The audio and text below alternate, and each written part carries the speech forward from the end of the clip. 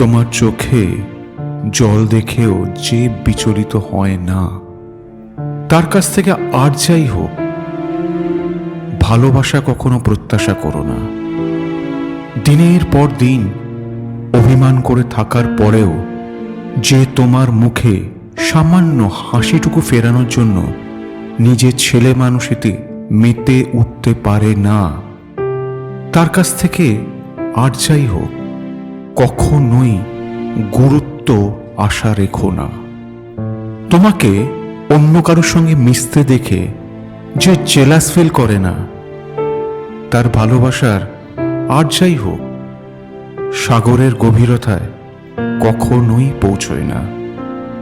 ভালোবাসার হয়তো কোনো মাপকাঠি হয় না, আবার ভালোবাসার হয়তো একটা মাপকাঠি হয়। ভালোবাসা মাপতে হয় মূলত হৃদয় দিয়ে, উপলব্ধি দিয়ে। 7ই ফেব্রুয়ারি।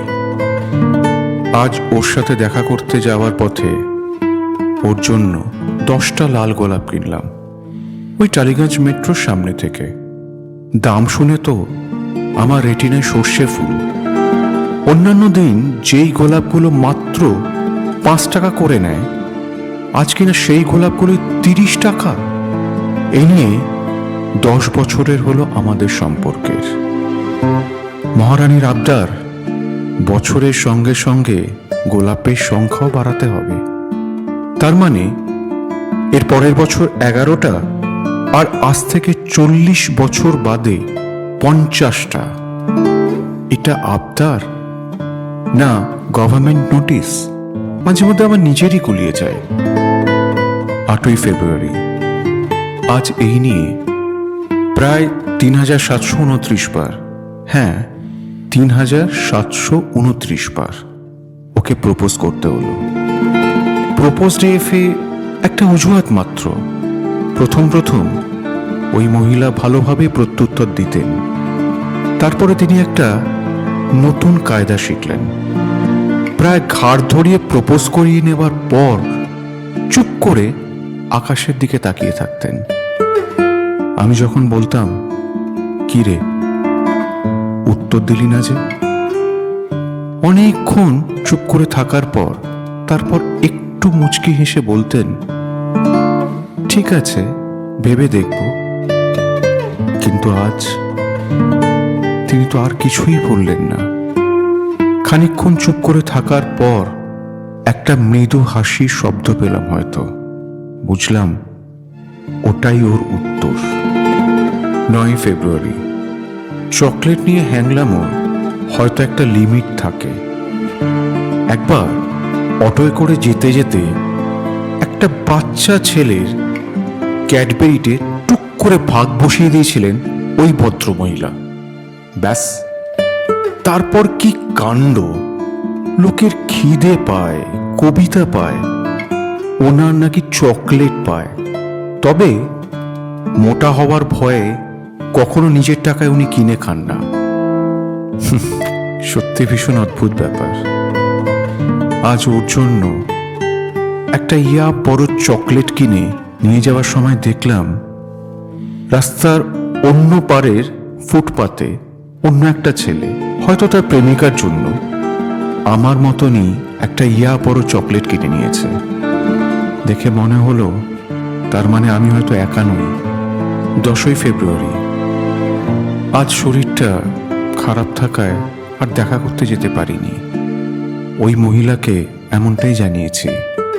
আসলে গোলাপ আর চকলেট তাও ঠিক আছে, কিন্তু এই বয়সে একটা বুড়ো লোক বাচ্চা বাচ্চা ছেলে মেয়েদের মাঝখানে দাঁড়িয়ে গোলাপি আর হলুদ টেডিগুলোর মাঝে কোনটা একটু বেশি নরম সেটা দেখার জন্য বাছাবাছি করছে, এটা কি মানা যায় বলুন তো?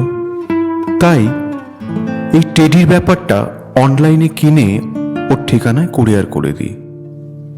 প্রথম বছর মহারানী বেশ একটু রাগারাগি করেছিলেন, কিন্তু তারপর পরের 2 বছর, মানে শেষ 2 বছর, আমার অসুবিধাটা মহারানী হয়তো বুঝতে পেরেছিলেন, তাই আর কিছু বলেননি।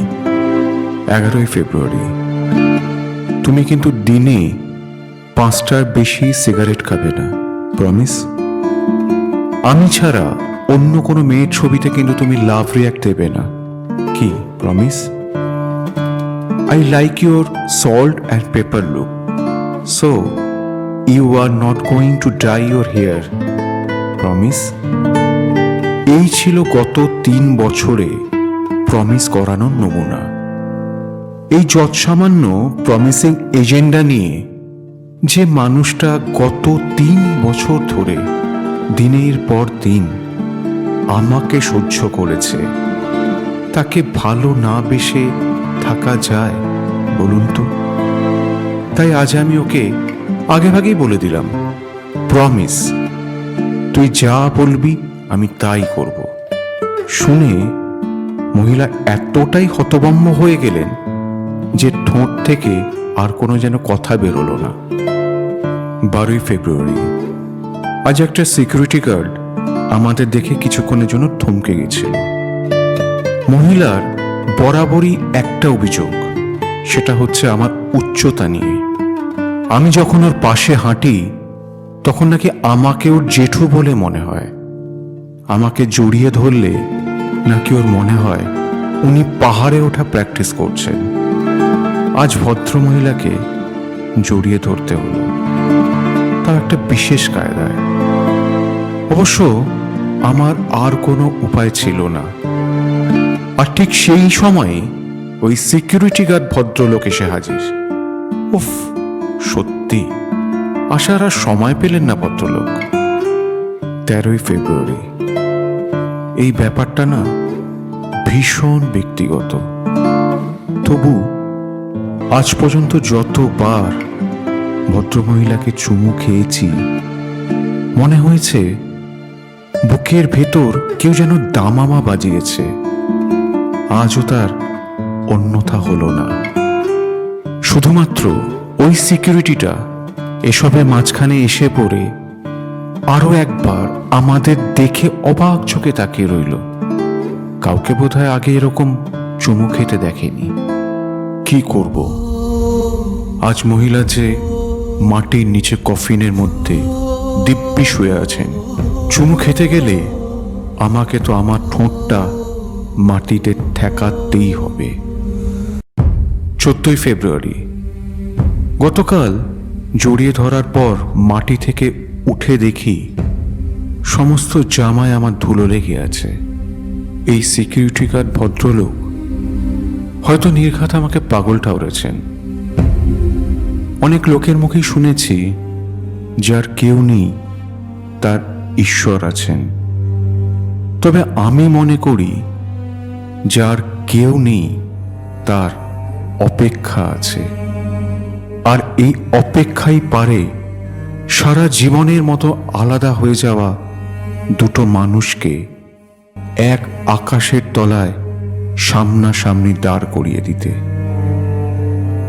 গত 8 মাস ধরে তুমি আমার পাশে নেই, কিন্তু আমার থেকে অনেক দূরে মাটির নিচে যে তুমিটা চুপ করে শুয়ে আছো, আমি জানি সে অপেক্ষা করছিল এই 7টা দিনের।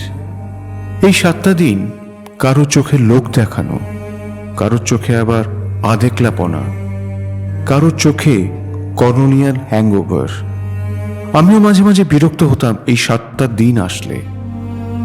কিন্তু আজ তুমি যখন আমার পাশে নেই তখন বুঝতে পারলাম এই 7টা দিনের মাহাত্ম্য।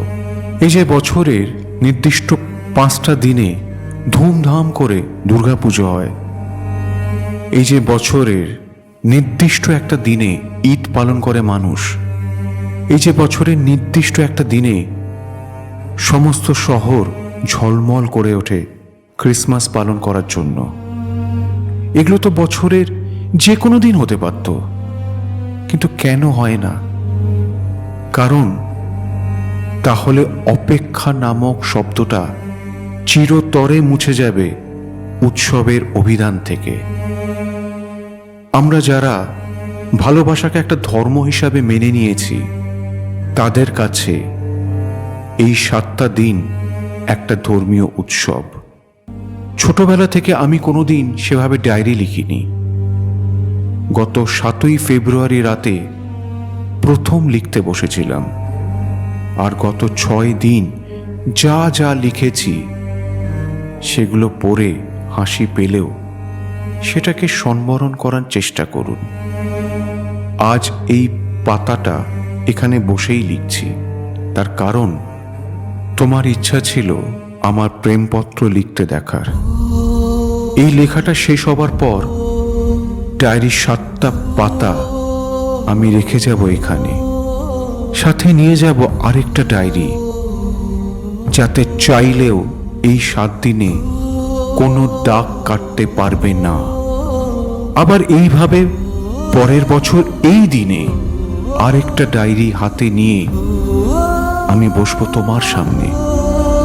যাবার সময় রেখে যাব আরো 7টা পাতা। ততদিন অপেক্ষা করো কেমন, please. By the way, security guard ভদ্রলোকের সঙ্গে আজ ঠোকার মুখে আবার দেখা হলো। কাল ওইভাবে কফিনে ঠোঁট ঠেকিয়ে রাখার কারণটা জানার পরে টানা 5 মিনিট আমাকে উনি জড়িয়ে থাকলেন। তুমি ছাড়া কেউ প্রথম আমায় এতক্ষণ জড়িয়ে থাকলো। হিংসা হচ্ছে না তো?